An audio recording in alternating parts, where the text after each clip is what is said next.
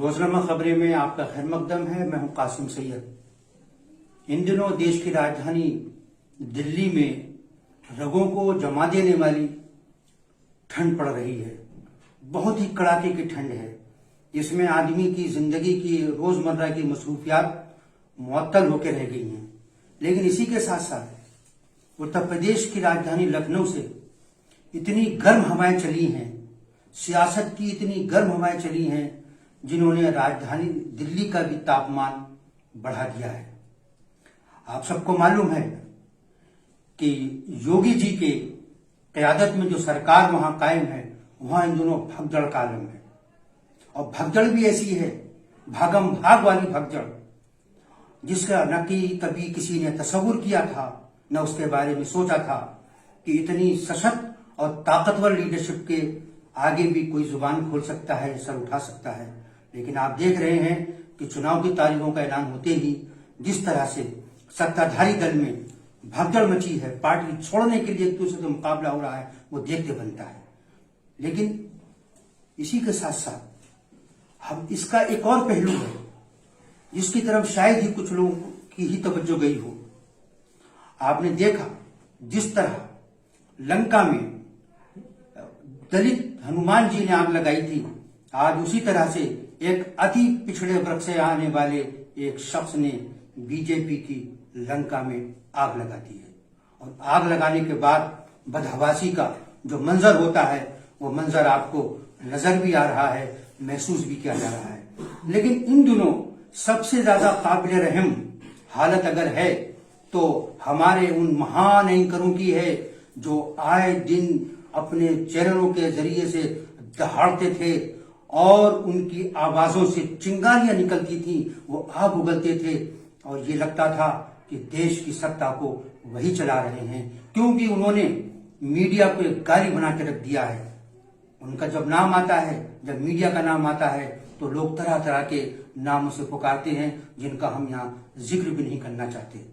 कोई गोदी मीडिया कहता है, कोई गुल्लू मीडिया कहता है, कोई किसी और नाम से पुकारता है, कोई मीडिया को दलाल कहता है। और ये सब कर्म फरमाई इन्हीं नाम नेहाद सो कॉल्ड एंकरों की वजह से हुई है। जब जो शाम को अपनी महफिलें सजाते हैं, वहां एक दूसरे से गले फाड़ फाड़ के बातें की जाती हैं और जनता के समस्याओं की बजाय वहां पर फिरका वाराना तनाव और कशीदगी की बातें होती हैं, हिंदू मुस्लिम को एक दूसरे से लड़ाने की बातें होती हैं। आज वही एंकर इंतहाई काबिल रहम हालत में नजर आ रहे हैं। हद तो ये हो गई है कि अगर उनको ईमानदार कहा जा रहा है, तो वैसे अपने लिए गाली और अपनी तौहीन समझ रहे हैं। पिछले दिनों आपने देखा होगा कि समाजवादी पार्टी के सुप्रीमो ने ये बात कई चैनलों पर आकर कही कि हमने ईमानदार पत्रकारों की एक लिस्ट बनाई है। और वो जिस चैनल पर जाते हैं, उस चैनल पर अपनी इस बात को जरूर दोहराते हैं। लेकिन आपने ये भी देखा कि जब उन्होंने उस चैनल के एंकर से इंटरव्यू देने के दौरान जब ये बात कहा कि मैंने ईमानदार पत्रकारों की लिस्ट बनाई है और उसमें आपका भी नाम है, तो सामने बैठे हुए एंकर के चेहरे पर जो तमतमाहट, जो गुस्सा, जो बौखलाहट, जो शर्मिंदगी, इन तमाम के मिले जुले ऐसे भाव नजर आए, जिनसे ये लगता था कि इनके दिल के अंदर कहीं न कहीं एहसास जुर्म तो है।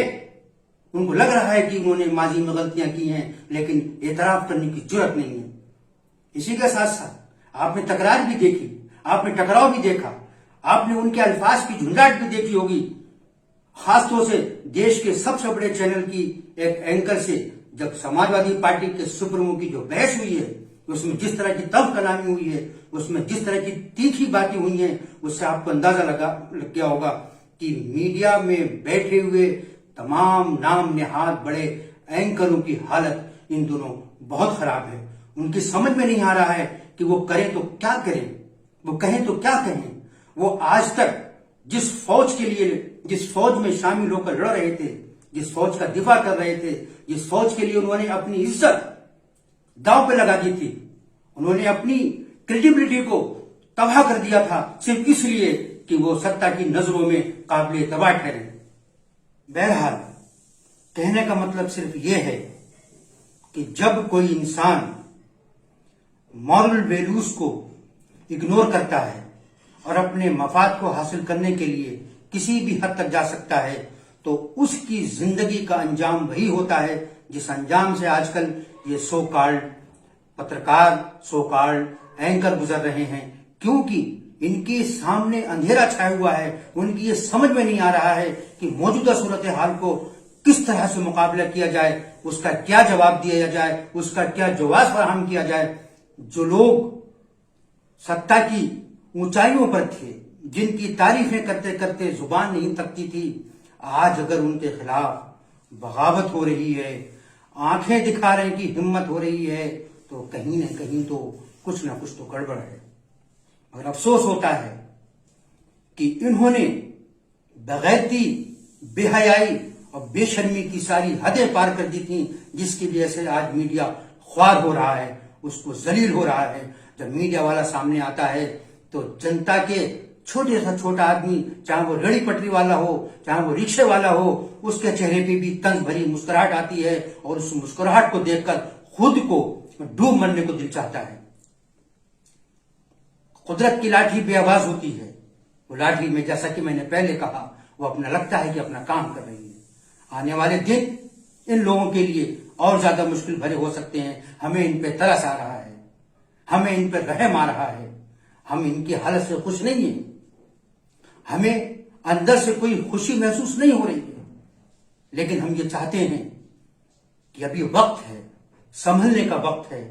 मीडिया की जो ख्वारी की गई है, उसकी जो बेइज्जती की है, पत्रकारिता के नाम पर जो धब्बे बन गए हैं, अभी हम दागों को धोने का वक्त है, वरना आने वाला वक्त माफ नहीं करेगा। जनता के हाथों में गिरफ्तार होंगे। जिनकी बेइज्जती हुई है, जिनकी रुसवाई हुई है, जिनको बदनाम किया गया है, चाहे वो मुसलमान के नाम पे बदनाम किया हो, ऐसा नहीं है कि सिर्फ मुसलमानों को ही बदनाम किया गया है, इन्होंने हिंदुओं को भी बदनाम किया है। अपने मफाद के खातिर हर उस हद को पार कर दी है जिस हद के बारे में सोचा भी नहीं जा सकता। आने वाला वक्त बड़ा आजमाइश भरा होने वाला है। झूठ की उम्र ज्यादा नहीं होती। भले ही हमें ये लग रहा हो कि झूठ सच्चा लग रहा है, लेकिन सच्चाई हमेशा गालिब होकर रहती है। इस खास पेशकश में बस इतना ही। आपसे आखिर में गुजारिश है कि फेसबुक पर हमारे पेज रोजानामा खबरें को लाइक करें, उसको फॉलो करें, और यूट्यूब पर हमारे चैनल को सब्सक्राइब कर सकते हैं। शुक्रिया।